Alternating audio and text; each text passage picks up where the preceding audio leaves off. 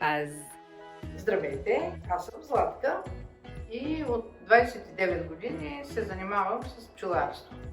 Здравейте, аз съм Насо. И от бебе се занимавам с пчеларство.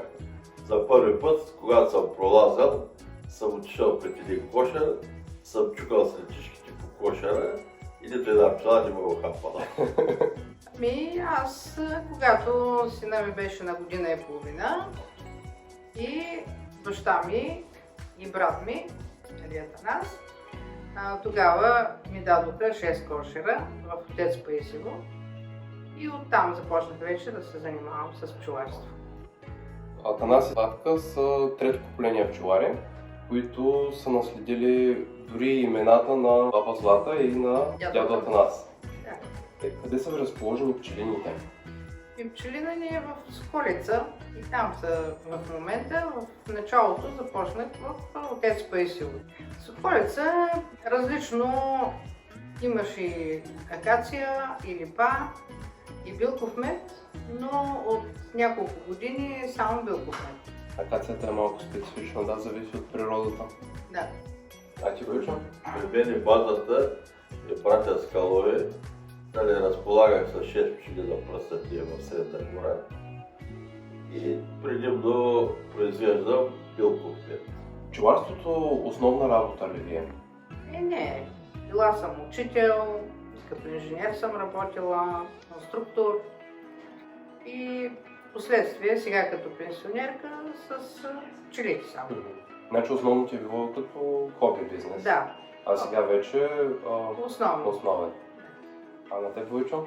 Аз, когато работих активно, като началник спяда, имах възможност да се занимавам с 50 кошера, които бяха като хоби. След това вече почнах да увеличавам кошерите. Един вид до някъде принудително, до някъде с голямо удоволствие, понеже създаването на нещо долу, да ни дава водка, един нов кошер е като едно малко дете, което го отглеждаш и става голям човек и почва вече да се отплаща, да си дава доходите. Ти се занимаваш също и с производство на водки и майки, което е доста така тънка работа. Посещавал съм сбирки в България, които се правят, ходил съм в чужбина, пчеларската литература, която е за производство на майки, съм изчел цялата. Спазвам метода на Руснака. Той казва, слабите семейства се унищожават, силните семейства се размножават. Винаги съм правил размножаването елитни кошери, които дават най-много мед. Имат най-добри качества, като и за почистване на семейството, дали това е свързано с болестите и си правя мои подбори. Този въпрос ми го зададе един от нашите зрители. Защо майка ти не си покрива ръцете? Тебе също съм те виждал, Войчо. Пчелата с пчелара прави много голяма връзка, може би както кучето с господаря си. Работя винаги по къси панталони. По този начин избягвам да се изпотявам, което пчелата не обича пчелара да бъде нехигиеничен. Може би до някъде и селекцията, че нямам братовски с други породи. Също влияе и грижите, които полагаш към тях. По принцип, когато се отива при пчелите, трябва наистина да си минал през банята, да няма никакви такива изпотявания, да няма миризми, да няма парфюми и така нататък. И когато се работи внимателно, те ни хапят пчелите, пък и да внимание да се натисне някоя, то е полезно. Пчелната отрова, така че като не съм алергична, не се страхувам. Което не работи за мен. Да. Майко, какво ти е любимото нещо за пчеларството? Да вадим мед. Любимото ми е да създавам нови семейства. Пчелата се явява като друг свят, друга цивилизация. Там всичко е много програмирано, много точно.